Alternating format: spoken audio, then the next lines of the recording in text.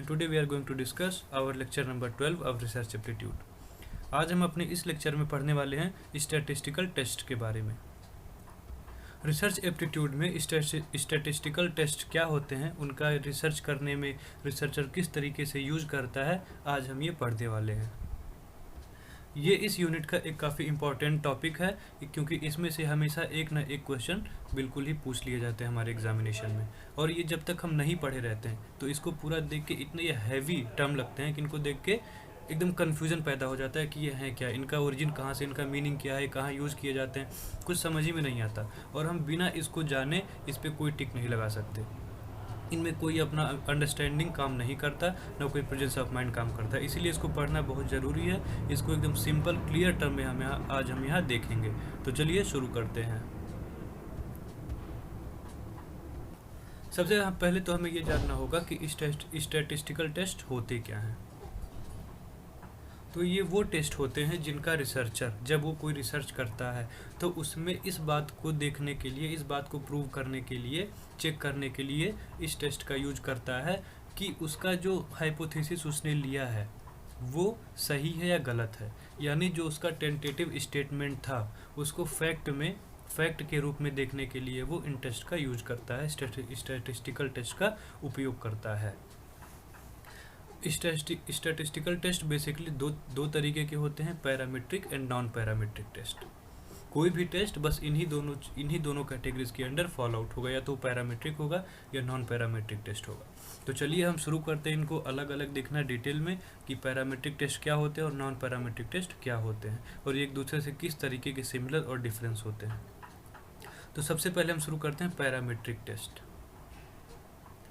Parameter test का use researcher तब करता है जब वो रिसर्च करते टाइम किसी पॉपुलेशन से जब वो सैंपल को लेता है और उस निकाले हुए सैंपल को बेस बनाकर पॉपुलेशन के पैरामीटर को बताता है, उसको चेक करता है, उसको रिप्रेजेंट करता है।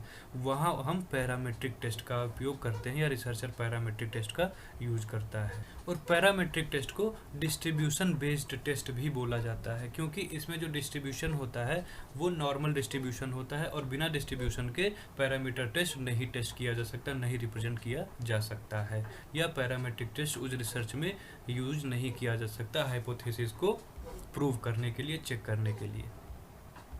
पैरामीट्रिक टेस्ट का एक सबसे ज़रूरी इंपॉर्टेंट चीज़ ये भी है, ये फीचर ये भी है कि रिसर्च करते टाइम जब हम पैरामीट्रिक टेस्ट का यूज करते हैं तो उसे कई सारे बेसिस पे चेक करके ही करते हैं, जिनको फॉलो करना पैरामीट्रिक टेस्ट को यूज करने के लिए बिल्कुल मस्ट होता है। या दूसरे शब्दों में कहें तो पैरामीट्रिक टेस्ट को हम वहीं अप्लाई कर सकते हैं, उसी डाटा के लिए रिसर्च में हम अप्लाई कर सकते हैं जहाँ पे कुछ रूल्स पहले से मस्ट हैं, उनको फॉलो किया जा रहा हो। तो हम उन बेसिस को देख लेते हैं जिनको फॉलो करना ज़रूरी होता है पैरामीट्रिक टेस्ट को यूज करने के लिए, अप्लाई करने के लिए। तो इसमें हमारा पहला रूल होता है कि जहाँ पर जिस रिसर्च में उसका डाटा एनपीसी रूल को फॉलो करता है, या एनपीसी मतलब होता है नॉर्मल प्रोबेबिलिटी कर्व, यानी पैरामीट्रिक टेस्ट को हम उसी रिसर्च में अप्लाई कर सकते हैं जहाँ के लिए उसका डाटा एनपीसी यानी नॉर्मल प्रोबेबिलिटी कर्व को फॉलो करता हो। दूसरा रूल इसका ये है कि जो पॉपुलेशन से जो सैंपल लिया गया है तो उसमें जो भी डाटा लिया गया वो सारे सैंपल्स, वो सारे डाटा रैंडम बेस्ड होने चाहिए। मतलब जब हम सैंपल कलेक्ट कर रहे हैं पूरी पॉपुलेशन में से तो उनका सिलेक्शन एज इक्वल सभी के लिए, सभी इंडिविजुअल, सभी फील्ड के लिए इक्वल होना चाहिए, यानी फुल सिंपल रैंडम सैम्पलिंग होनी चाहिए, ना कि वो नॉन प्रोबेबिलिटी सैम्पलिंग होनी चाहिए, यानी कन्विंस के आधार पे पर्पस के बेसिस को बनाकर ली गई हो। ओके, ये है इसका सेकेंड बेसिक मस्ट फॉर्मूला।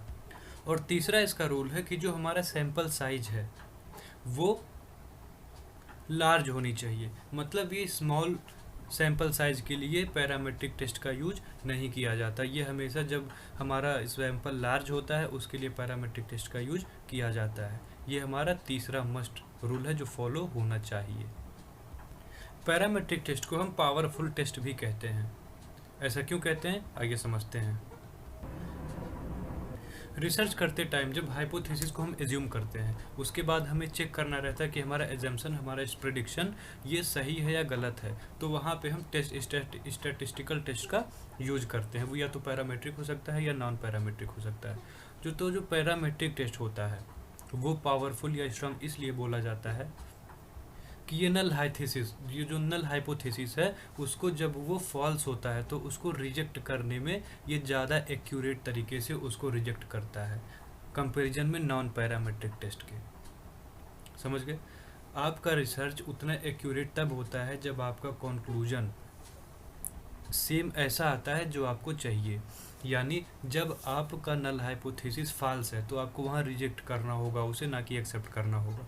और इस प्रोसेस में पैरामेट्रिक टेस्ट एकदम एक्यूरेट आपका आउटकम देता है, इसीलिए इसे पावरफुल टेस्ट भी बोला जाता है नॉन पैरामेट्रिक टेस्ट के कंपैरिजन में। The parametric test is hypothesis test which provides generalization for making statement about the mean of the parent population. इसका मतलब हुआ ये हमें मीन के बारे में बताता है, यानी जो पॉपुलेशन का मीन है, जो मीन के बारे में हमने हाइपोथेसिस बनाया हुआ है वो इसको जनरलाइज्ड करता है। It rests on the underlying assumptions that there is a normal distribution of variables and the mean is known and assumed to be known. ये सबसे कोर लाइन है पैरामेट्रिक टेस्ट का। यहाँ से इसका मीनिंग एकदम क्लियर हो जाता है। इसका ये मतलब हुआ कि जब हमारा पॉपुलेशन नॉर्मली डिस्ट्रीब्यूटेड होती है। नॉर्मल डिस्ट्रीब्यूशन मतलब होता है जो स्क्यूड ना हो, मतलब जिसका टेल राइट साइड में भी इक्वल हो और लेफ्ट साइड में भी इक्वल हो। कहीं भी ऐसा नहीं कि राइट साइड में उसका टेल ज़्यादा है और लेफ्ट साइड में कम है, नहीं, उसका दोनों साइड टेल इक्वल होना चाहिए, वो होता है normal distribution. A t-test is performed and this depends on the t-test of students which is regularly used in this value. जो टी टेस्ट होता है इसी पे बेस्ड होता है। जो टी टेस्ट होता है जो हम उसका उपयोग करते हैं, उसका यूज करते हैं, तो पैरामेट्रिक टेस्ट के अंदर ही वो आता है। The population is estimated with the help of an interval scale and the variables of concern are hypothesized. Parametric test हमारा वहाँ उपयोग किया जाता है, वहाँ अप्लाई किया जाता है जहाँ पर scale of measurement metric scale होता है, यानी या तो इंटरवल स्केल होता है या रेशियो स्केल होता है। यहाँ पर स्केल अगर नॉमिनल होगा या ऑर्डिनल होगा तो वहाँ पर पैरामेट्रिक टेस्ट यूज नहीं किया जाता। आई होप आपको इसका पैरामेट्रिक टेस्ट क्लियर समझ में आ गया होगा। मैंने बहुत ही सिंपल वर्ड्स में आपको ये समझाया है। अब नेक्स्ट है हमारा non parametric test. Non parametric test होता है पैरामेट्रिक टेस्ट का ठीक opposite. A non-parametric test is defined as the hypothesis test which is not based on underlying assumption। मतलब नॉन पैरामेट्रिक टेस्ट वो टेस्ट होता है जो assumptions पे बेस्ड नहीं होता है। This test is mainly based on differences in medians, यानी मीडियंस में जो डिफरेंस होता है उन पर ये मेनली बेस्ड होता है। Non parametric test don't require that your data follow the normal distribution. मतलब जब आप रिसर्च करते हैं और उसमें हाइपोथेसिस को टेस्ट करते हैं, उसमें अगर आप नॉन पैरामेट्रिक टेस्ट का अगर आप उसमें शामिल डाटा अगर नॉर्मल डिस्ट्रीब्यूटेड है तो उसमें नॉन पैरामेट्रिक टेस्ट का यूज नहीं होता। They are also known as distribution free test, इसीलिए ये डिस्ट्रीब्यूशन फ्री टेस्ट भी इसे बोला जाता है। The test assume that the variable are measured और नॉमिनल और ऑर्डिनल लेवल। जैसे हमने पिछली पैरामेट्रिक टेस्ट में देखा था कि उसमें बस इंटरवल या रेशियो स्केल यूज किया जाता था, उसके अपोजिट नॉन पैरामेट्रिक टेस्ट में केवल नॉमिनल या ऑर्डिनल लेवल वाला इसको स्केल यूज किया जाता है। It is used when the independent variables are non metric. जब इंडिपेंडेंट वेरिएबल इसमें नॉन मेट्रिक फॉर्म में उपस्थित होता है वहाँ नॉन पैरामेट्रिक टेस्ट का उपयोग करते हैं। नॉन पैरामेट्रिक टेस्ट का यूज जैसे हम एक दूसरे तरीके से ये भी देख सकते हैं कि जैसे पैरामेट्रिक टेस्ट होता था जिसमें सैम्पलिंग रैंडम होनी चाहिए थी और एनपीसी जो रूल था यानी नॉर्मल प्रोबेबिलिटी कर्व उसको फॉलो करना होता था और सैंपल साइज लार्ज होना चाहिए। ये तीनों कॉम्बिनेशन से तीनों रूल थे पैरामेट्रिक टेस्ट के। बट नॉन पैरामेट्रिक टेस्ट में अगर ये तीनों नहीं होते हैं तो नॉन पैरामेट्रिक टेस्ट का यूज किया जाता है। बट ये तीनों होने के बावजूद भी नॉन पैरामेट्रिक टेस्ट का उपयोग हम कर सकते हैं। ऐसा ज़रूरी नहीं कि इनका एब्सेंस में ही बस नॉन पैरामेट्रिक टेस्ट का यूज़ करते हैं, नहीं, अगर ये हो ना हो, दोनों कंडीशन दोनों सिचुएशन में हम नॉन पैरामेट्रिक टेस्ट का यूज कर सकते हैं।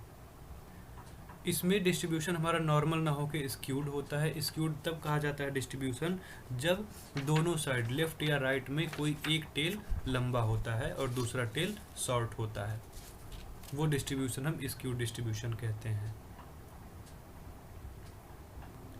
इसमें साइन टेस्ट और काई स्क्वायर टेस्ट का यूज किया जाता है नॉन पैरामेट्रिक टेस्ट में। और इन दोनों टेस्ट में एक सिमिलरिटी ये है कि कोई भी टेस्ट हो, पैरामेट्रिक या नॉन पैरामेट्रिक हो, ये दोनों ही जनरलाइज्ड होते हैं। ऐसा नहीं है स्पेसिफिक टाइम या स्पेसिफिक प्लेस के लिए अप्लाई होते हैं, ये दोनों ही टेस्ट जनरलाइज्ड होते हैं।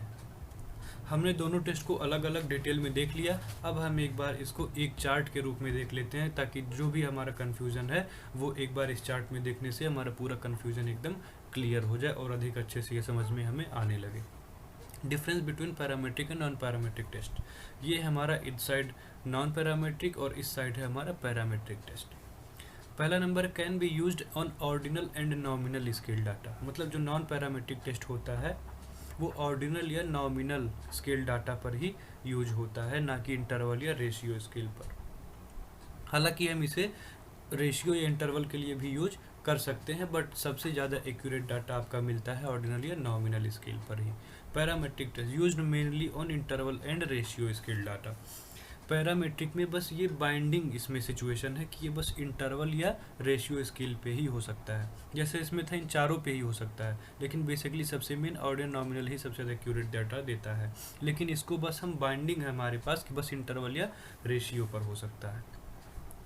Non parametric can be used on simple samples. जब हमारा सैंपल साइज स्मॉल होता है तब हम नॉन पैरामेट्रिक का यूज करते हैं। पैरामेट्रिक में हमें लार्ज सैंपल चाहिए होता है। जब हमारा सैंपल लार्ज होता है, जहाँ से पॉपुलेशन से सैंपल निकालते हैं उसमें मौजूद डाटा जब लार्ज होता है वहाँ हम पैरामेट्रिक टेस्ट का यूज करते हैं।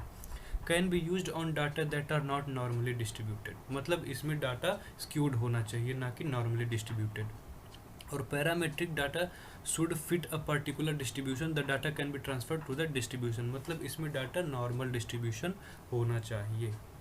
Non parametric test can be used where the samples are not selected randomly. मतलब इसमें नॉन प्रोबेबिलिटी सैम्पलिंग से लिया गया डाटा ही यूज किया जा सकता है, ऐसे उसे टेस्ट करने के लिए हम नॉन पैरामेट्रिक टेस्ट का यूज कर सकते हैं। बल्कि पैरामेट्रिक टेस्ट का हम यूज वहाँ करते हैं जहाँ sample should be drawn randomly from the population. यहाँ प्रोबेबिलिटी सैम्पलिंग से लिए गए डाटा में ही हम पैरामेट्रिक टेस्ट को अप्लाई कर सकते हैं, उसके एजम्पशंस को टेस्ट करने के लिए वो सही है या नहीं। लास्ट है, have less power than the equivalent parametric test. जैसे हमने पहले पढ़ा था कि पैरामेट्रिक टेस्ट ज़्यादा पावरफुल, ज़्यादा स्ट्रांग होता है, वही बात यहाँ लिखी हुई है, have less power than the equivalent parametric test. क्योंकि ये नल हाइपोथेसिस को जिसको रिजेक्ट करना चाहिए वो रिजेक्ट करने में उतना एक्यूरेट कंक्लूजन नहीं देता कंपैरिजन में पैरामेट्रिक टेस्ट के। More powerful than non parametric equivalent, क्योंकि जो हमारा पैरामेट्रिक टेस्ट होता है ये फॉल्स या रॉन्ग नल हाइपोथेसिस को बहुत ज़्यादा अच्छी तरीके से, काफ़ी हद तक, टू लार्ज एक्सटेंट ये रिजेक्ट कर देता है। इसीलिए ये पावरफुल या स्ट्रांग माना जाता है हमारा पैरामेट्रिक टेस्ट। तो आई होप आपको ये सारा क्लियर हो गया होगा कि नॉन पैरामेट्रिक और पैरामेट्रिक टेस्ट क्या होते हैं, इन दोनों में सिमिलरिटीज़ क्या हैं और क्या डिफरेंसेज हैं, और किन किन शर्तों को बेस बनाकर हमको इन्हें यूज करना होता है सिचुएशन कंडीशन के हिसाब से, जो रिसर्च पे डिपेंड करती है, रिसर्चर पे डिपेंड करती है कि उसका आउटकम क्या है, उसका गोल क्या है, उसका ऑब्जेक्टिव क्या है, उस सारी चीज़ों को ध्यान में रखते हुए। तो ये था हमारा पैरामेट्रिक और नॉन पैरामेट्रिक टेस्ट जो स्टैटिस्टिकल टेस्ट के अंतर्गत आते हैं। इनका उपयोग हम तब करते हैं जब हमें रिसर्च में हाइपोथेसिस को टेस्ट करना होता है कि वो सही है या नहीं, ताकि हम अपने एजम्पशन को, अपने प्रेडिक्शन को कंक्लूजन फॉर्म दे पाएँ। तो आई होप आपको ये पूरा एकदम अच्छे से समझ आया होगा। और बाकी इसके बाद के लेक्चर में हम जेड टेस्ट और टी टेस्ट में देखेंगे जो इनके अंदर फॉलो आउट करते हैं। तो तब तक के लिए थैंक यू।